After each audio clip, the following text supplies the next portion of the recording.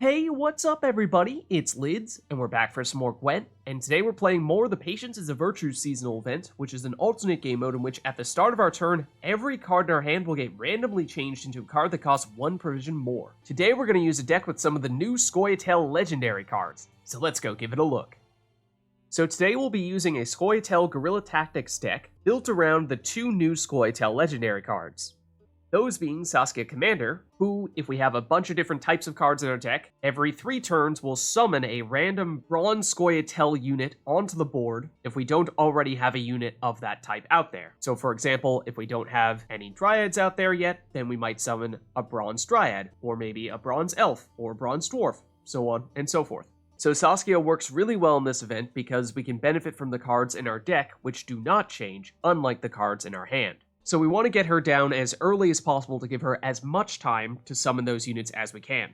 And the other new Scoia'Tael legendary card is Milva Sharpshooter. We want this card to stay in our deck, and then whenever we move one of our opponent's units, which we can do with our leader ability, which will damage it by 2, then Milva will add 1 more damage to that unit, so that's 3 damage, and then she also has an order ability with Zeal that can do 2 more damage, so that means if we use our leader ability to move an opposing unit and combine that with Milva, then that is 5 damage for every leader ability charge. And with 3 leader ability charges, that's a fair bit of damage. So of course, in this event, any card in our hand gets transformed into something else at the start of our turn. So that means we want to keep Saskia and we want to keep Milva in our deck. Milva will come out naturally whenever we move an opposing unit, whereas Saskia, we're going to want to get with either a tutor, or if we get any cards that allow us to draw a card at the beginning of our turn and play that card before it transforms, then that could also be a way to get Saskia. There also aren't very many 13 provision cost cards, so there's a decent chance that you will randomly get your 13 provision cost cards to turn into Saskia Commander. Other than that, we have Vanadain, which is in case we happen to get a handful of Masquerade Balls, or some other combination of cards that we don't like. That way we can put them back into our deck. And if we get a tutor that allows us to play a Dryad, then Morenn can give us Lock. Other than that, everything is just basically a bronze Scoia'Tael unit that allows us to have more options for Saskia Commander to summon. And then the occasional special cards in case we get a tutor card for specials, or in case we get something like Triss that allows us to play a special card from our starting deck. So outside of those legendary cards, we're just going to play whatever the best cards are from our randomized hand. But with Saskia and Milva, we're hoping that that is enough of a difference maker to give us the advantage we're looking for. So let's go see it in action. Alright, so going up against Nilfgaard here. And we'll go first. Alright, so let's make sure that we don't have Saskia in our hand. And other than that, it doesn't matter too much. I guess we'll try to keep the Sorceress in our deck as well. And other than that, this looks fine.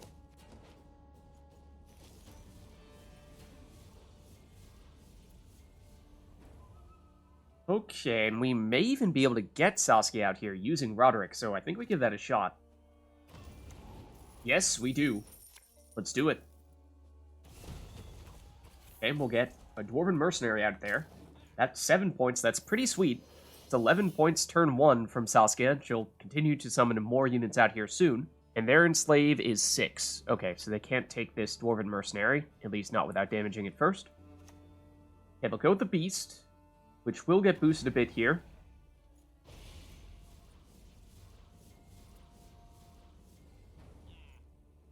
Ooh, and I like Malena, because she does synergize with Milva, so I think we go that route. Bring her out. And move you. That'll bring out Milva, who we can use to then destroy Roderick and put Milva back into our deck. Alright, now it's Xavier, who does not have any armor at the moment, so he's not really doing anything. So then I think what we do here is we actually go Treason, and then use Malena to move the Beast, and then destroy it with Milva. Now we get another card summoned out here. It's the Dryad Matron this time. That's a good one, because that is an engine. Okay, now it's the Apiarian Phantom.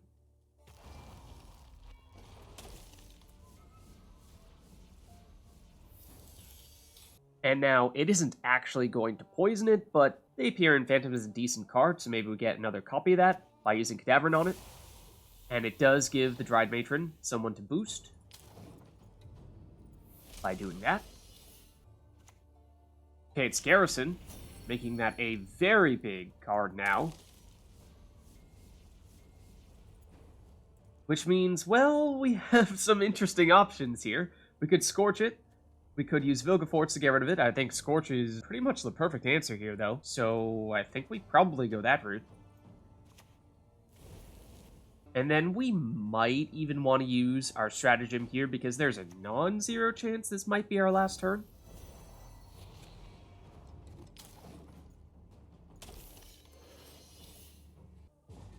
Okay, yep, they will pass. So in that case, we will take the round 1 win, carried by Saskia, who even brings out a Cat Witcher here. Okay, so mostly just want to make sure that we don't accidentally draw into Milva, but other than that, we do have some high provision cost cards here. We have an 11, a 10, another 10, another 10, another 11, so we are somewhat at risk of running into Masquerade Ball territory if we carry all of these. So what if we put Dogger back? And I think we stick with this. We have one throwaway card here in round 2. We could play the other Saskia for what it's worth. I think we are going to want to play one of our higher provision cost cards here, again, to avoid running into the inevitable Masquerade Balls at 15 provisions. So I guess we're just going to play Field of Andrel in that case. And, I mean, we don't really have anything to target with that stuff, so I guess we're just boosting ourselves. Okay, they'll go with the Svalbard Totem. And I think we're probably going to pass here, because, of course, we won round 1. Simlas is a little tempting. I'm not sure we really have the special cards to make that happen, though. Yeah. So, in that case, we'll just pass. Alright, so that means they'll take the round 2 win. Okay, and again, we don't want to draw into Milva, but we'd like to avoid forcing ourselves into playing Masquerade Ball. So I think we probably get rid of Roints here. And we don't get Milva, so that's good. I think we stick with this in that case. Okay, they're going with Glynis. That is huge, because Assimilate will proc every turn. Ooh, but look what we have here. A random Saskia commander. Now, do we have enough Bronze Scoia'Tael units in our deck still? Yeah, we do. So I think that's worth doing.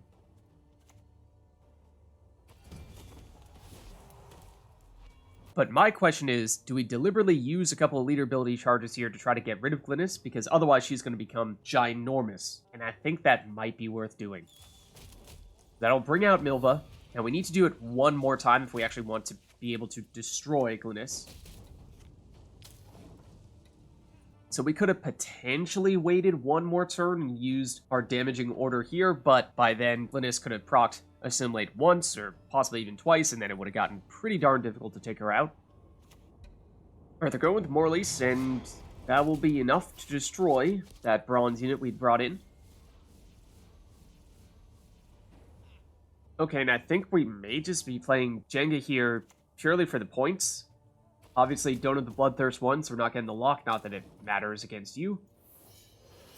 And it means this is going to turn to Masquerade Ball next turn, but I think we have enough time that if we just wait to play this toward the end of the round, then it should be back up into the 6-7 provision range when it should be back to being a, hopefully, half-decent card. Okay, it's Jan, one of the new cards. Mostly just for the point slam here, though, I think. And it is an 8-point body, so using Cadaverine on it might not be a bad idea. Might be able to get another source of poison later on, and getting the 8-power body on our side is not bad. Saskia will summon in a Dryad Matron, so if we can get more units down here, that'll be that can give us some more boosts. Okay, it's Radea. Do they have duplicates in their deck, or is it just an 8-point body? Just an 8-point body, okay.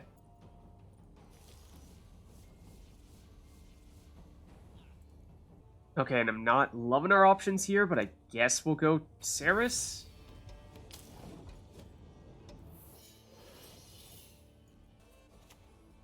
Alright, they're gonna go with Ceres as well.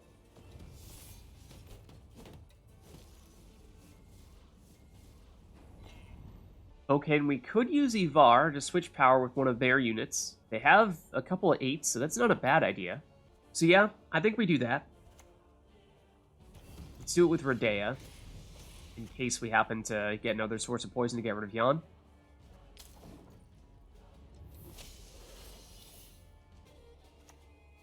Okay, it's Oberon. Could be big.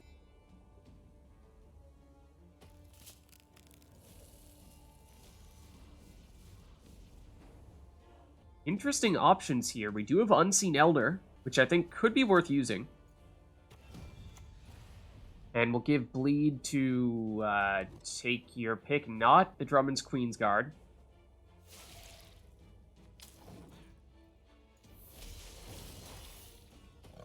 And we do have Devotion, as you just saw there. We dealt damage with the Bleed at the start of their turn. And Saskia now brought in this Panther. Yeah, the deploy abilities won't trigger, but it's a 3-power body, so we added it in there because it's one of the few bronze beasts. Okay, now they're going with the Northern Realms location. So you used to get a Griffin Witcher, which will immediately trigger its Adrenaline, dealing some damage.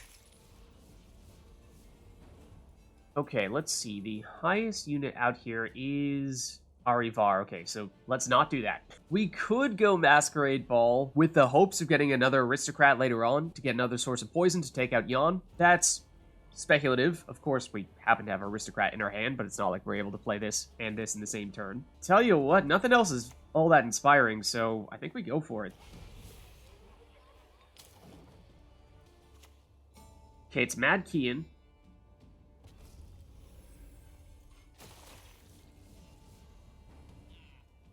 And we could use Blue Dream to play Glynis from their graveyard, which is tempting.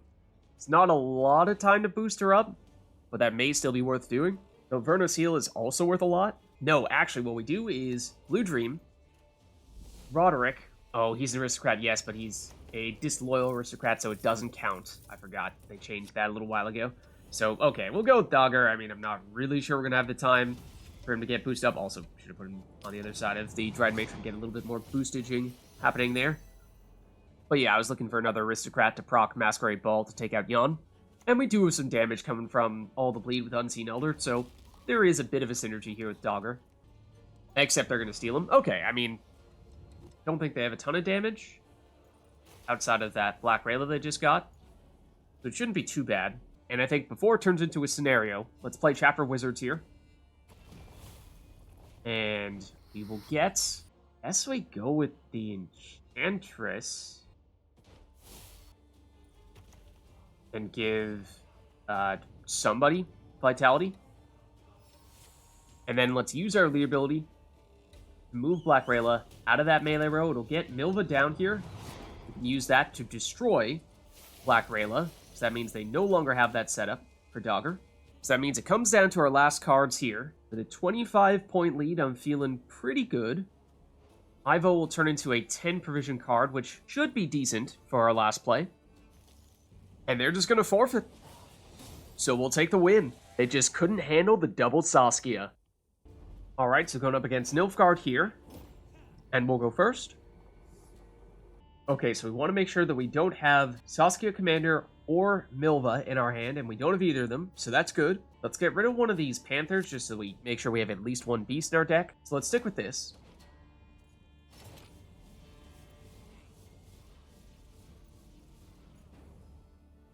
And why don't we start with the Sly Seductress?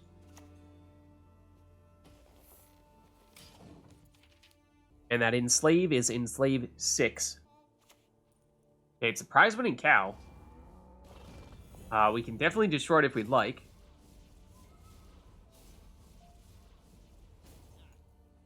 So Roderick is tempting here, because there's at least a chance that we get Saskia. We don't have too many golds in our deck, so it's definitely possible. Let's give it a shot.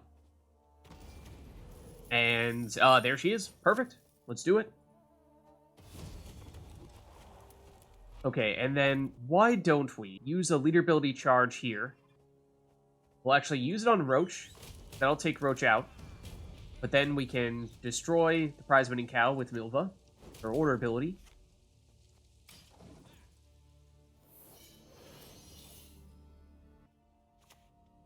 Okay, it's Damien. He is obviously pretty good. And that means they are very likely looking to swipe, I would assume, this Lie Seductress on their next turn. But of course, we have our leader ability, which can move Damien out of the melee row, and he is row locked to the melee row, so I think we definitely do that here. Drops him down to a 3, but if we use our damage here, combined with Milva's damage, we can outright remove him. Oh, we haven't even played a unit yet, though. Sure, we'll play Ivo.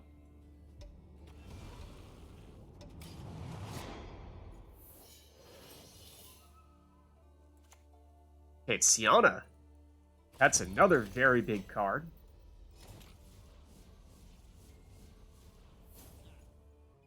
However, we can outright destroy it, so I say we do that.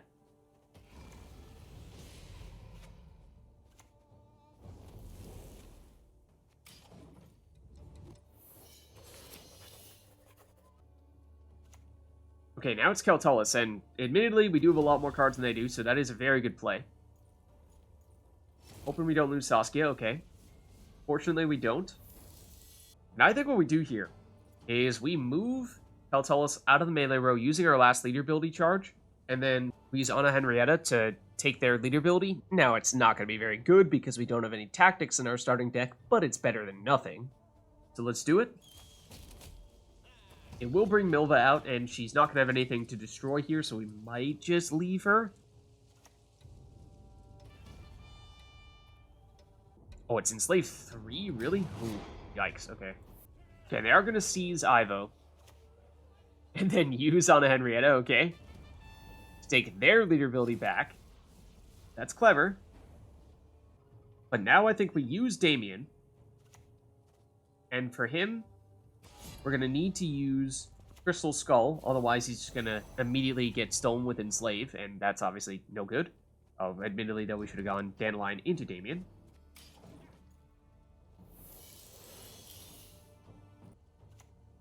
Okay, then it's Kashe.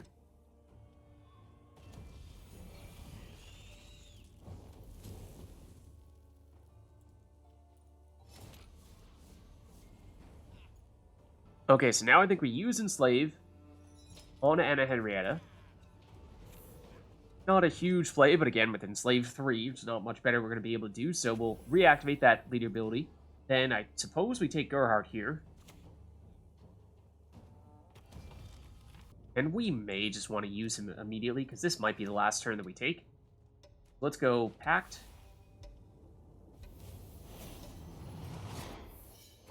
And we'll get another card out with Saskia Commander. And then Vigo's Muzzle will steal. They'll take the Scribe. And they'll also get Knickers out. And I think we may want to pass here, because we have a pretty sizable lead. They do still have their leader ability. They have a little bit of damage ready to go with Ivo, but I'm hoping it'll take them at least a couple of cards if they want to catch up to us here. It's Royce. So they'll use to get rid of one of our 3s. And I think they might be trying to set up the steal on that Dwarven Mercenary. But they're going to want to use this Royce ability for a big boost on one of their cards, yes. However, by taking one more turn, that is going to give time for Saskia to get another card out here for us. We're tied up at 40. But we'll get the Swordmaster out through Saskia, so they will need to play this last card. So that's one of the benefits of Saskia, is even after we pass, she can still summon. And they realize they messed up, so they forfeit. That means, once again, Saskia carries us to the win. So there's a look at a Scoia'Tael deck for the new Patience is a Virtue seasonal event that uses the 2 new Scoia'Tael legendary cards. If you liked the video, then make sure to hit the like and subscribe button, and leave a comment down below to let me know which other cards, archetypes, and factions you'd like us to experiment with next. Thank you all for watching, and I'll catch you next time.